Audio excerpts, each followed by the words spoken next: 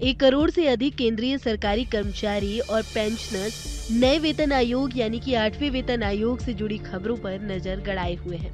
8वें वेतन आयोग को 1 जनवरी 2026 से लागू किया जाना है। 16 जनवरी 2025 को यूनियन कैबिनेट ने 8वें वेतन आयोग के गठन को मंजूरी दी थी, लेकिन केंद्र सरकार ने अभी तक पैनल के सदस्यों की नियुक्ति नहीं की है। इसी कड़ी में बड़ी खबर सामने आ रही है कि सदस्यों की नियुक्ति के साथ साथ 8वें वेतन आयोग के लिए रेफरेंस की शर्तों को भी जल्द मंजूरी दे सकती है। दरअसल पिछले दिनों national council joint consultative machinery ने स्टाफ साइड के सचिव शिव गोपाल मिश्रा ने कहा कि हमें उम्मीद है कि रेफरेंस की शर्तों को केंद्र सरकार की ओर से जल्द मंजूरी मिल जाएगी। मीडिया में चल रही खबरों के मुताबिक केंद्र सरकार ने इस सिलसिले में जनवरी में ही 8वें वेतन आयोग के लिए रेफरेंस की शर्तें यानी कि TOR पर कर्मचारी संघों से उनके विचार मांगे थे। इसके बाद कर्मचारी संगठनों ने अपने मसौदा TOR को आगे बढ़ाया था। आपको बता दें कि मौजूदा समय में महंगाई भत्ता मूल वेतन का 55% है। मार्च में 7वें वेतन आयोग के तहत 2% DA बढ़ाया गया था, जिसके बाद यह 53% से बढ़कर 55% हो गया था। गौरतलब है कि वेतन आयोग आमतौर पर 10 साल में एक बार वेतन संशोधन के लिए फिटमेंट फैक्टर और अन्य तौर तरीकों की सिफारिश करने के लिए गठित किया जाता है।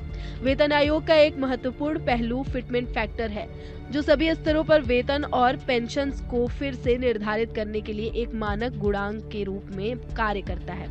यह सिस्टम कर्मचारी के ग्रेड या वेतन बैंड से कोई फर्क नहीं पड़ता, लेकिन वेतन वृद्धि की गारंटी देता है।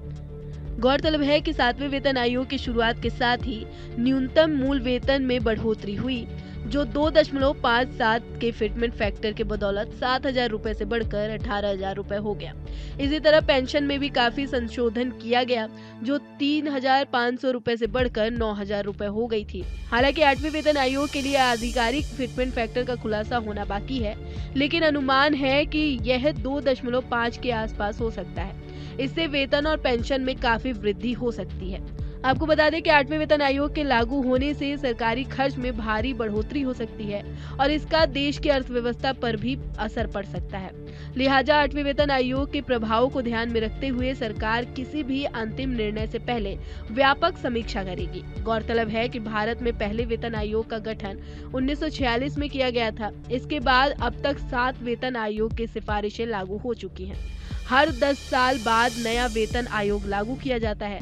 7वें वेतन आयोग का कार्यकाल 2026 में खत्म हो रहा है, इसलिए इस साल से 8वें वेतन आयोग की प्रक्रिया शुरू की जाएगी, ताकि अगले साल से इसे लागू किया जा सके।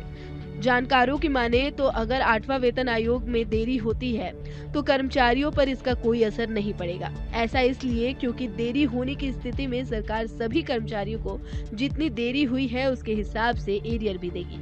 फिलहाल इस वीडियो में मेरे यानी नगमा इरम के साथ इतना ही। बाकी देश और दुनिया की तमाम खबरों से अपडेट रहने के लिए न्यूज स्टेट को सब्सक्राइब कर लें और वीडियो पसंद आई हो तो वीडियो को लाइक कर दें।